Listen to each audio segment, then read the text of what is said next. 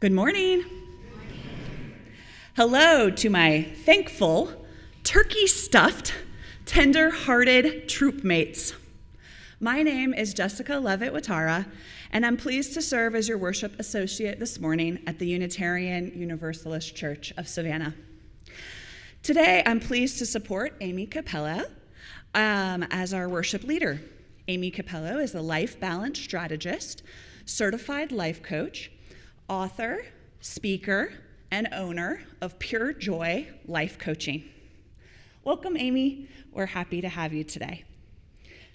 Here at the UU Church of Savannah, we are working to build a diverse, multicultural, and beloved community. We celebrate the presence and participation of LGBTQIA+ and straight people of all races, genders, abilities, and ethnic and national origins. We welcome you in person or online, whoever you know yourself to be and wherever you may be on your journey. If you are visiting with us and you'd like to introduce yourself, if you're online, please add your name to the chat, and I'll do my best to share with the congregation. It's always a bit of a love-hate relationship with technology where I love to hate it. If you're visiting with us in the sanctuary, Mark, and you're willing and able, Mark will bring a microphone to you to introduce yourself if you're feeling brave. We'd love to welcome you. Is there anyone visiting on this side of the sanctuary? Looks like a lot of familiar faces. And anyone on this side of the sanctuary? Again, it looks like a lot of lovely familiar faces. Well, thank you for being here with us today. It's great to have you all here. As you know, we will have refreshments in Ron Hall after the service. Most of you, all of you, have hopefully been here before, but if you haven't, you can go through this door down the ramp, or you can come out through the front and circle around. There's 2 cards in the back of the pew for you. Use the rainbow chalice or the QR code on the back of this card to receive a welcome letter from our minister. Online visitors, you can contact our administrator via the email address that's in the chat. If you'd like to share a joy and sorrow today, please use this card with the red heart on it. You can write your joy or sorrow on that card and let us know if you'd like to share it in worship or not. And if you fill out either one of those cards, please add them to our offering plate. The church announcements are emailed to church members and friends on Tuesdays and Fridays each week. Please check your emails for more details about all of the church happenings. I do have one announcement today, which is from Martha Weaver, and she's going to be announcing in place, we'll say.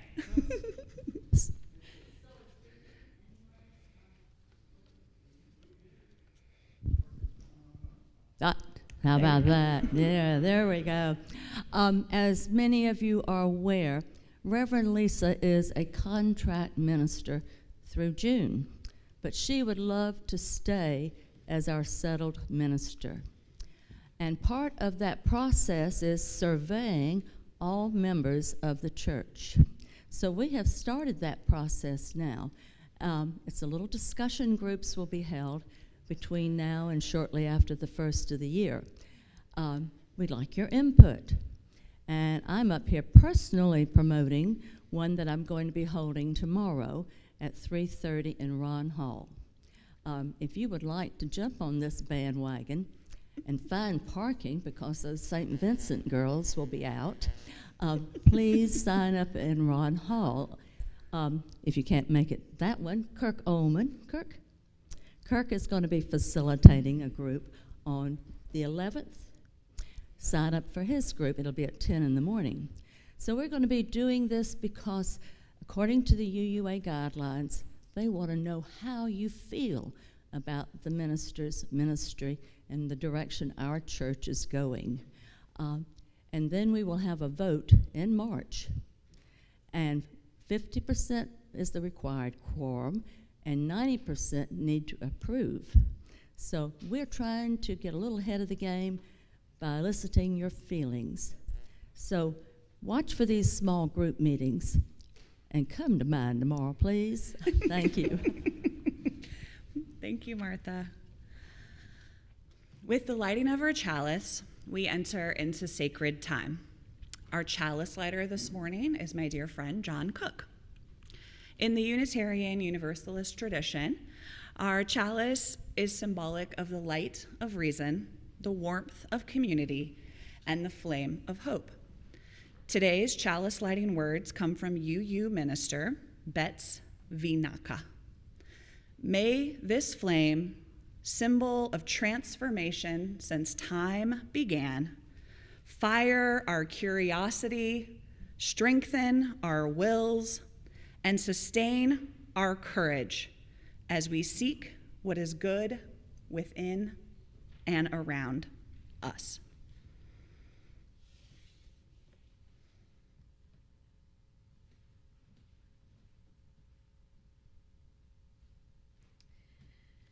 This morning I have for you a poem called The Giving Poem, written by Emily Dickinson. If I can stop one heart from breaking, I shall not live in vain.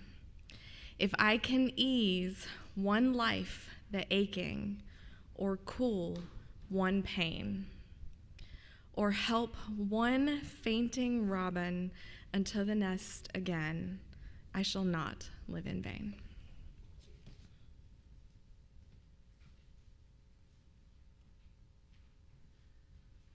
Please rise in body or spirit as we sing our opening hymn, number 355, We Lift Our Hearts in Thanks.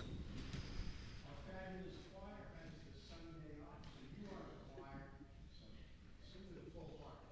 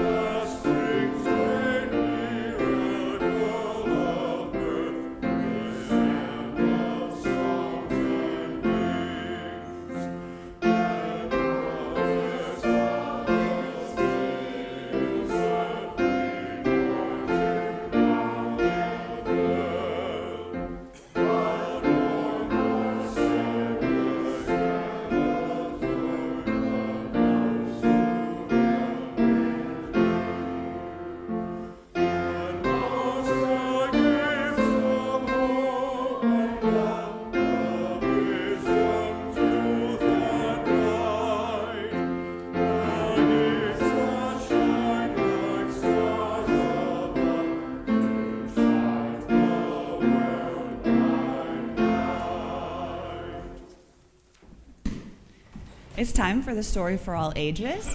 Anyone who'd like a better look at the pictures, feel free to join me up front.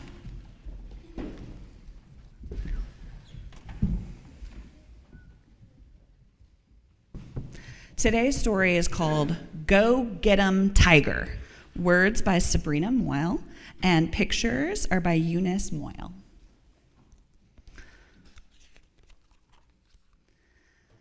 Hey there, tiger. You're the beast. Now take a bite. The world's a feast. Because you're fierce, a rising star. You've earned your stripes. You've come so far. No matter who you choose to be, you'll be terrific. Wait and see. So view the world through fiery eyes. Let it inspire, excite, surprise. 'Cause you've got grit and smarts and heart. You'll find your place, you'll do your part. You'll be humble, mind your claws. When you tumble, land on your paws. You'll make mistakes, things will go wrong, and when they do, you'll carry on. You won't join just any herd, a tiger flock. Now that's absurd.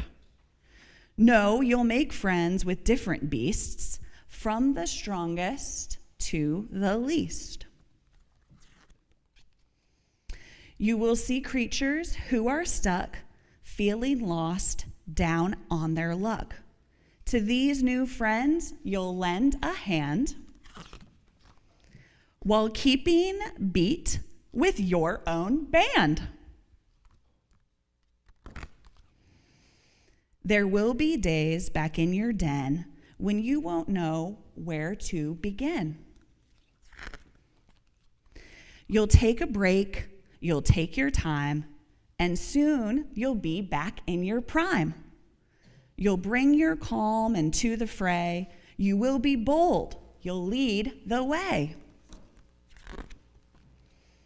When things are fast and furious, you'll stay cool and curious. You'll use your strength to shine a light on what is wrong and what is right. To your spirit, you'll stay true, never sorry to be you.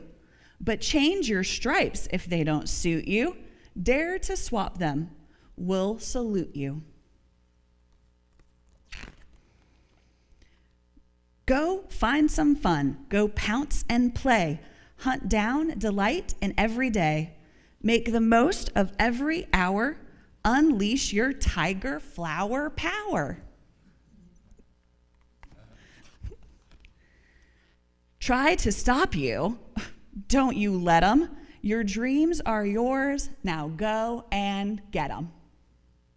This is your story to wonder about and share.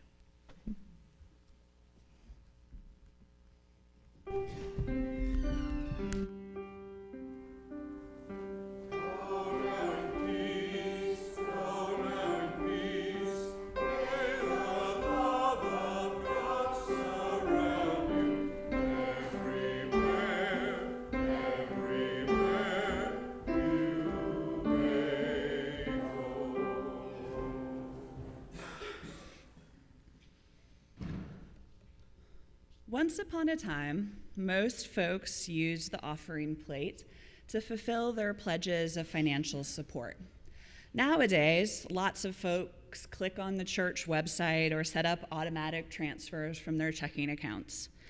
Some still write a monthly check, but passing the offering plate was never just a practical exercise. It has always been a ritual. Even if your pledge is paid up, it is worthwhile for you to bring even just $1 to drop into the plate as a ritual reminder of the form of love that we all call generosity. Let it be a reminder that after meeting our obligations to ourselves and our households and the communities to which we belong and are committed, we must still keep our capacity to give. The practice of giving until it is second nature and first response helps bring forth the realm of love. The offering will now be given and gratefully received. If you're worshiping with us from home, please take a moment to go to uusavannah.org and click the donate button. Mailed checks are also always welcome. Thank you for your generosity.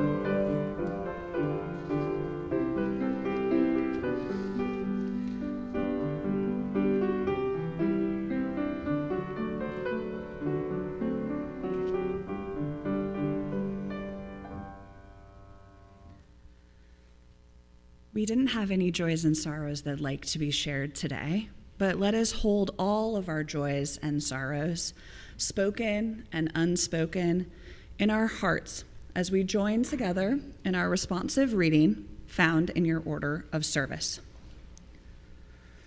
Sorrow is everywhere. Is born. As we mourn together, so we celebrate together and offer thanks that we are not alone. So may it be now and in all the days to come. Let us continue in a spirit of meditation. I'd like to invite you to relax into your seat. Feel your jaw unclench. Let your shoulders drop. If you'd like, close your eyes. Let your breathing slow. I'd like to invite you to join in a visualization meditation. Imagine you're journeying down a perfectly picturesque path. The sky is bright and blue. The sun is warm in a comforting way, and there's the sound of nature humming all around. A shiny object catches the light, and your eye is drawn to it. You bend down and pick up the object. It's a multifaceted gemstone. The gemstone is rich in color. It's smooth and polished, but there's a little bit of dirt on it. So you reach down and wipe the gem on your shirt. As you do, you see that each of the facets is engraved. The first face says kindness. What does this word mean to you? When did you show kindness to yourself? When was the last time you felt the kindness of others? Give thanks for that kindness. You turn the gem and note the next facet is engraved with the word compassion. What does this word mean to you? Can you feel the compassion of your heart beating for yourself? For others? How can you share that compassion with the room? Give thanks for those who've shown you compassion. You turn the gem slowly to the other side, and you see the word generosity. What does this word mean to you? How have you shown generosity to others? To yourself? Who has shown you generosity? Give thanks for them. You hold the gem up to the light and you see one more word: courage. When was the last time you felt courageous?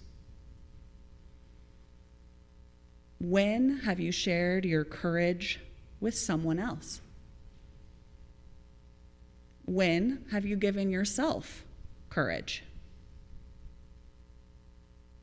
Give thanks to yourself for that courage. You turn the gem around in your hands one last time. Kindness, compassion, generosity, and courage. And you place the gem back on the side of the path for another to find and reflect upon. Let us hold this meditative state together for another minute.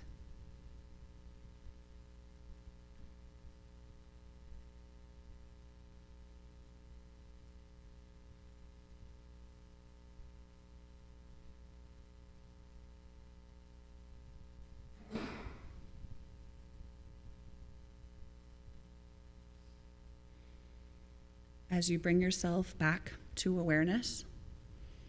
Amen and namaste.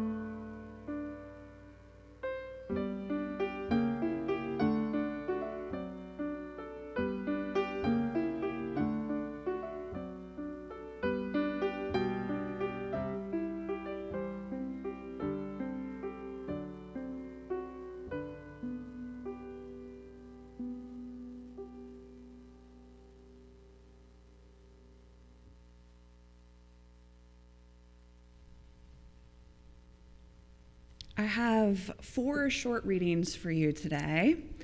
The first one is one of my favorite poems, Wild Geese by Mary Oliver. You do not have to be good. You do not have to walk on your knees for 100 miles through the desert repenting. You only have to let the soft animal of your body love what it loves. Tell me about despair, yours, and I will tell you mine. Meanwhile, the world goes on. Meanwhile, the sun and the clear pebbles of the rain are moving across the landscapes, over the prairies and the deep trees, the mountains and the rivers. Meanwhile, the wild geese high in the clean blue air are heading home again. Whoever you are, no matter how lonely, the world offers itself to your imagination, calls to you like the wild geese, harsh and exciting, over and over, announcing your place in the family of things. From Brené Brown. The root of the word courage is cor, the Latin word for heart.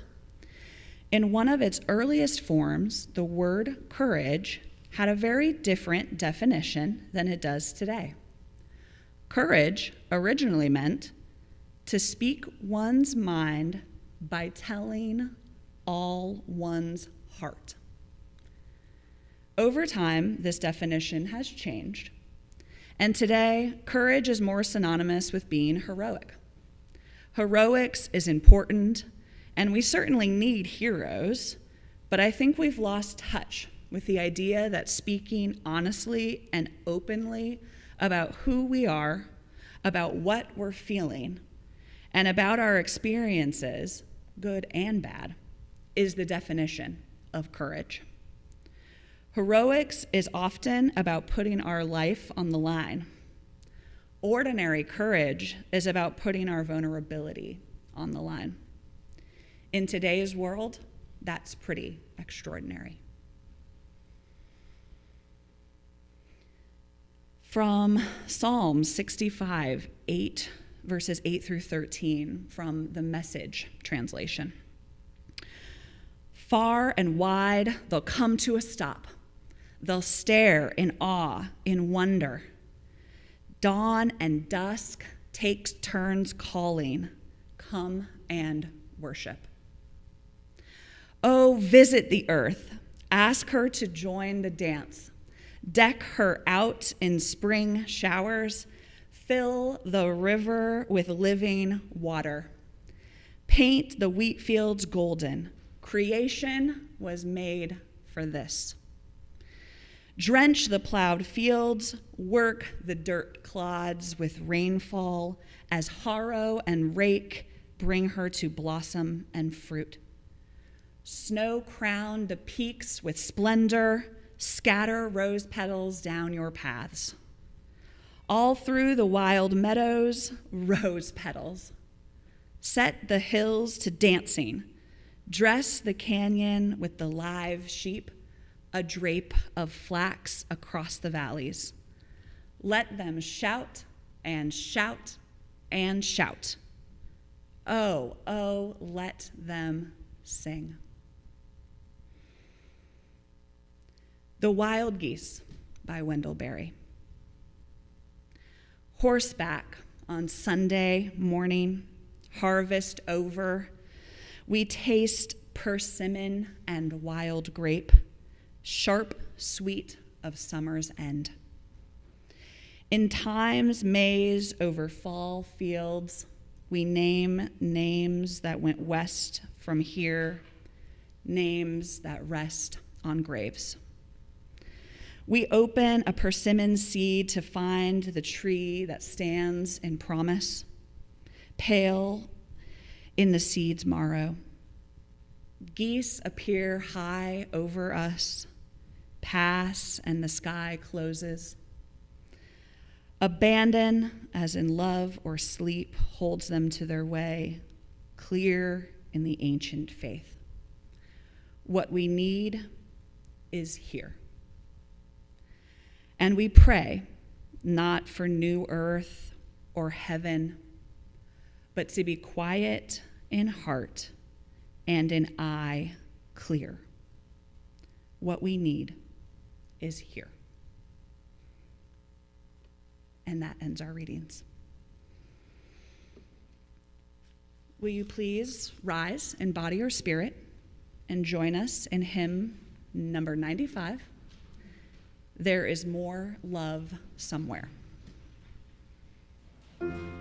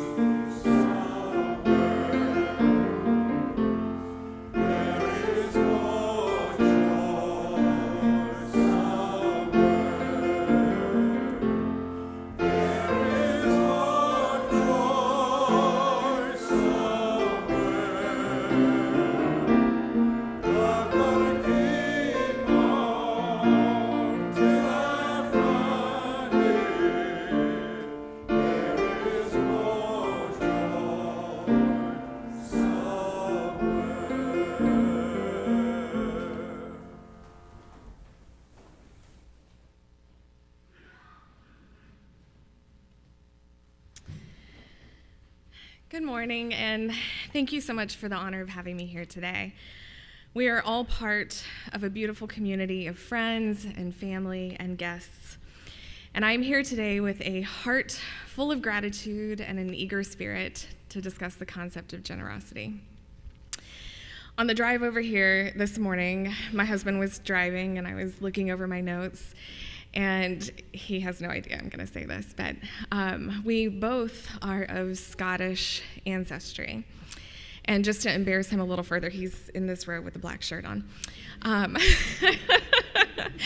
So my ancestors are from Clan Gunn, G-U-N-N, and over a decade ago I did some research on Clan Gunn, and they are way up at the very northern tip of Scotland. And our family motto is, and I'm sure I'm not saying this correctly, in Latin, ox pot, ox bellum, which translates to either peace or war. My ancestors were Vikings, and they fought a lot. You can pick one, peace or war. My husband's ancestry from Scotland is in Clan Nicholson, and I have teased him over the last 4 years that we've been married. His clan's motto is generosity. And so I often joke that my clan would beat up his clan and take their things, so they just ended up being generous in spirit. So he said today, speaking on generosity, things have come full circle, so we can have a discussion on the topic of generosity and the benefits for us and others.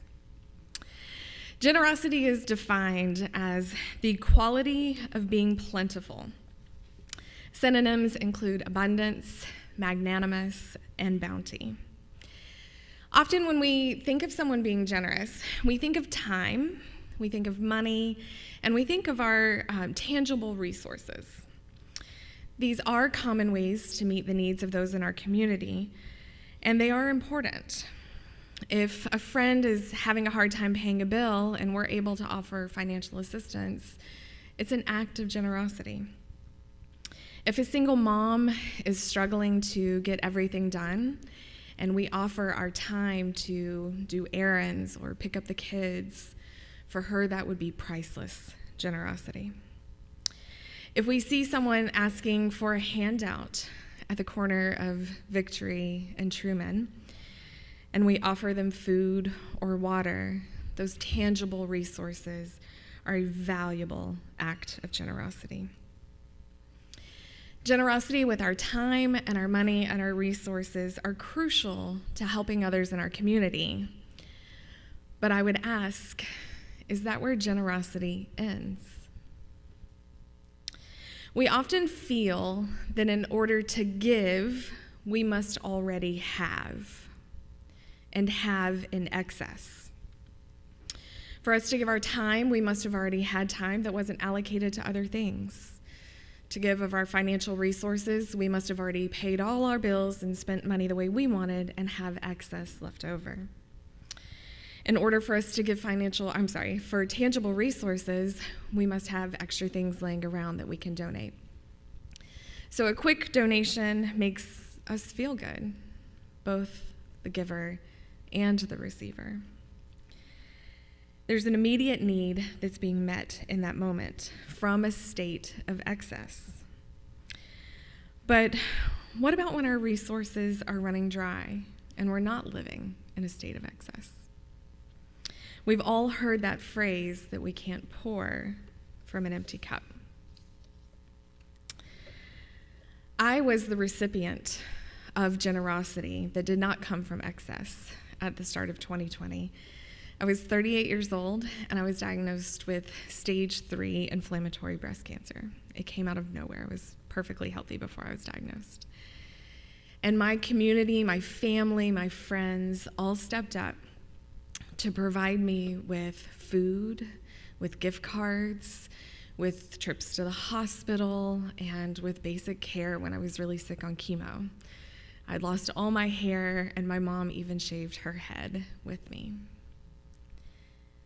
My community was not giving from a place of excess at that time.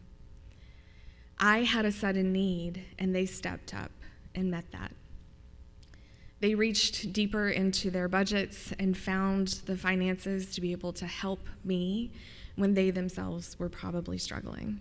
think we all were at the start of COVID. In a perfect world, we would give from that state of excess. We would have that extra money set aside to buy groceries and supplies. We would have extra time off of work or from our volunteer service to be able to take care of people, drive them places, get them to doctor's appointments, and run errands for them. Or extra items that are laying around that we can give. The truth is, we don't always have those things. We don't always have an overflowing cup to pull from. Oftentimes, we have a very normal cup that is run-of-the-mill and a little bit dirty with a few cracks and chips in the handle. But we have a choice to be generous from our heart or to be generous from our resources. To be generous, we must turn within first, reflecting on our own heart and our own desires. We have a choice, a decision to be made on whether or not we find the strength to be generous, even when we feel like we don't have enough to give.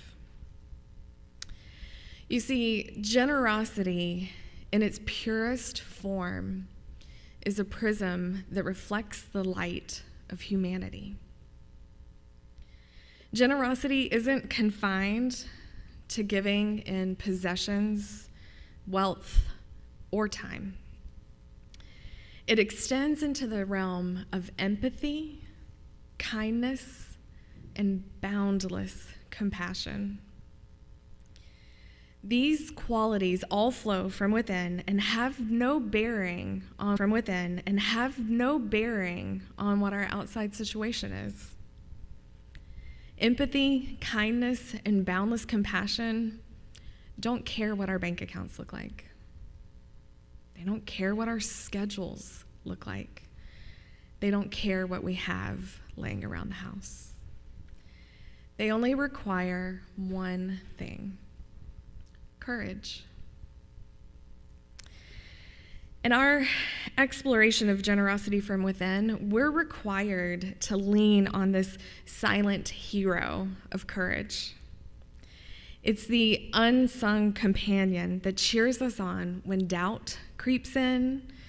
It nudges us to be generous when we're worried that we don't have enough to give. True generosity requires courage. Courage to open our hearts, courage to overcome fear, and the courage to trust in the abundance that resides in our heart. Consider a moment the beauty of empathy. Empathy is the ability to understand the feelings of another. When we take the time to cultivate empathy within ourselves, we unlock doors to generosity that would otherwise be closed, doors that go beyond the surface. It allows us to connect with others on a deeper level, recognizing the shared human experience that unites us all. In those moments of understanding, generosity becomes a natural expression of your heart. Empathy allows us to be generous with our emotions, our connection, and our support. When we take time to put ourselves in another situation, we bring ourselves out of selfishness and into a generous spirit. Letting others know that we care and we understand is an act of generosity. Kindness, another facet of our inner generosity, is a gentle force that has the power to transform lives. It's not just about the grand gestures. It's about the small, everyday acts of kindness and compassion that ripple into generosity. It starts with us and ripples into others. Whether it's a smile or a listening ear or a helping hand, these gestures emanate from the wellspring of our hearts, making the world a better place, one act of kindness at a time. I was actually born on National Random Acts of Kindness Day. It is a thing. So what if we treated every day as a random act of kindness day? I found an article on ABC News when I was delving deeper into generosity, and it actually talked about some research that's been done where it shows that our brains release a feel-good chemical when we have a selfless act of generosity. There's actually a phenomenon called the helper's high, and it's the term they use for the feeling that we get when we give selflessly. Performing an act of kindness stimulates a reward center in our brain, leading to the release of dopamine. Studies have shown that there's a link between the helper's high and lower stress levels. The doctor that was quoted in that article actually said that generosity and kindness are associated with physical health, better self-esteem, lower stress, and even a longer life. So saving the best for last, let's talk about boundless compassion. In a world that's filled with strife and challenges, compassion becomes hope.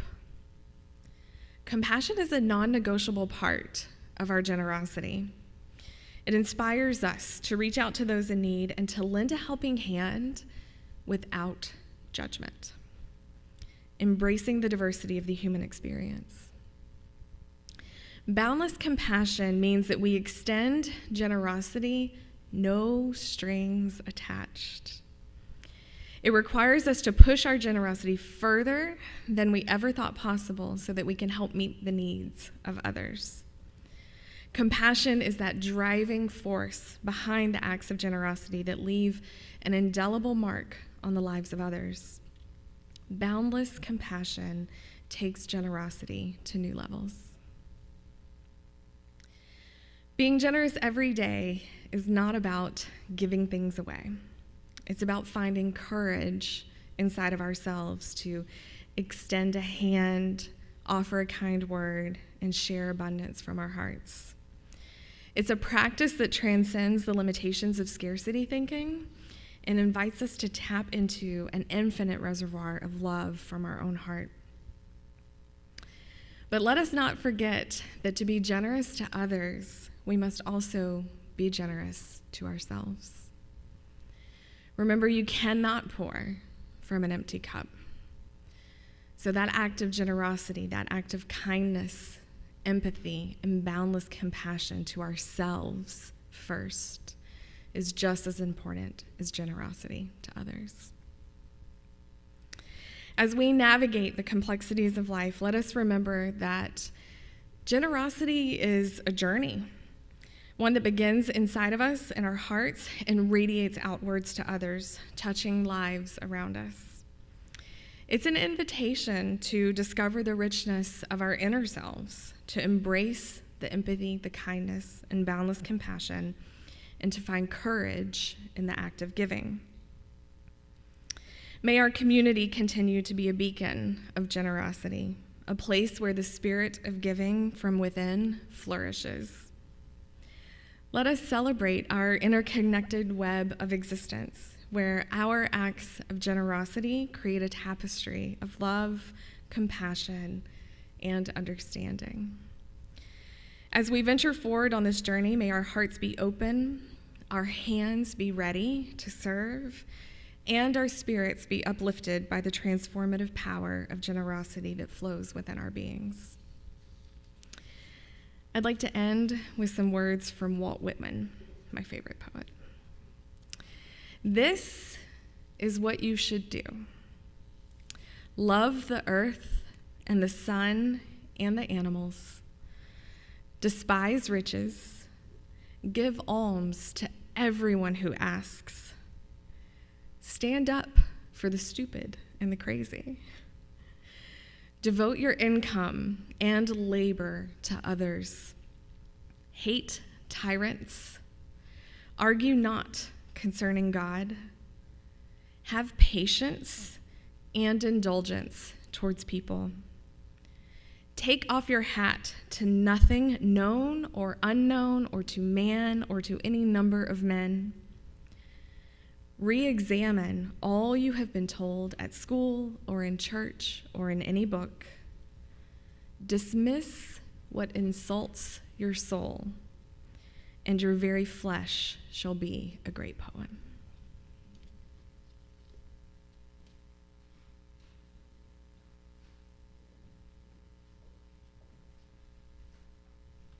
Please rise in body or spirit and join us in hymn 1010 in your teal hymn book, We Give Thanks.